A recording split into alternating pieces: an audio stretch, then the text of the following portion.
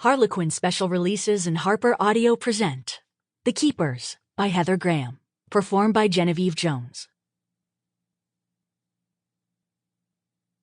To Connie Perry, my extremely dear friend and cohort in many an endeavor, thank you for all you do, and especially for New Orleans. Also for Dana Mahler and Larry Montz and the ISPR.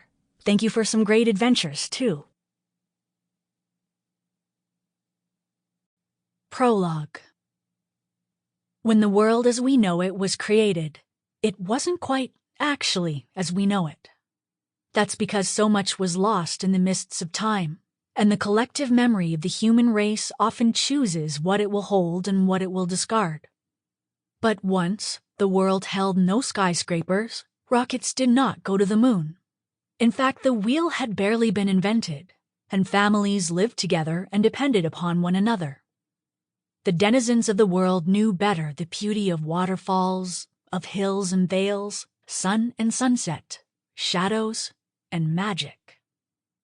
In a time when the earth was young, giants roamed, gnomes grumbled about in the forests, and many a creature, malignant, sadly as well as benign, was known to exist. Human beings might not have liked these creatures. They might have feared them, for a predator is a predator. But they knew of their existence, and as man has always learned to deal with predators, so he did then. Conversely, there were the creatures he loved, cherished as friends, and often turned to when alliances needed to be formed.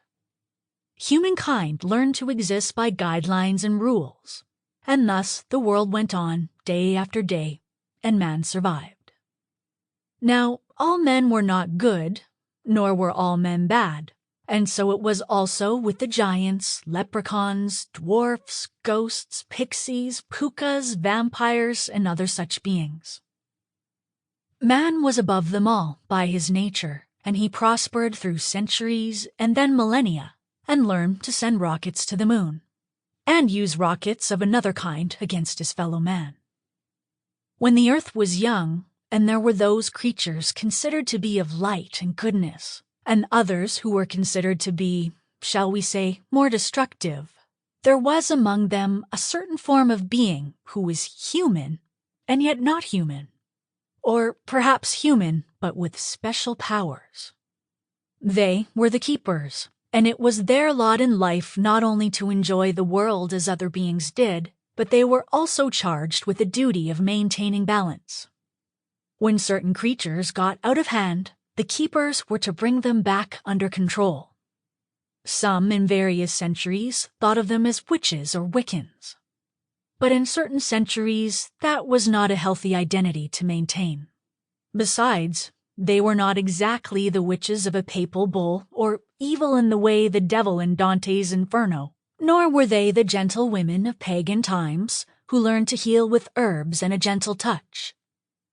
They were themselves, and themselves alone, the keepers.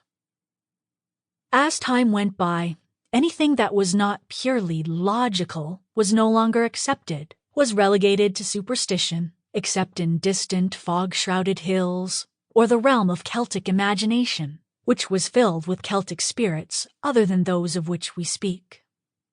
But some of the beliefs of the past were not accepted even there. Man himself is, of course, a predator. But man learned to live by rules and logic, or destroy all the creatures upon which he might prey. Too late for some, for man did hunt certain creatures to extinction, and he sought to drive others to the same fate. But those other creatures learned a survival technique that served them well. Hide. Hide in plain sight, if you will, but hide. As human populations grew, as people learned to read, as electricity reigned, and the telephone and computer put the world in touch, the earth became entrenched in a place where there were things that were accepted and others that were not. Oh, it's true that the older generations in Ireland knew that the banshees still wailed at night. In Hungary and the Baltic states, men and women knew that the tales of wolfmen in the forests were more than stories for a scary night. And there were other such pockets of belief around the globe. But few men living in the logical and technological world believed in myths and legends. Sample complete. Ready to continue?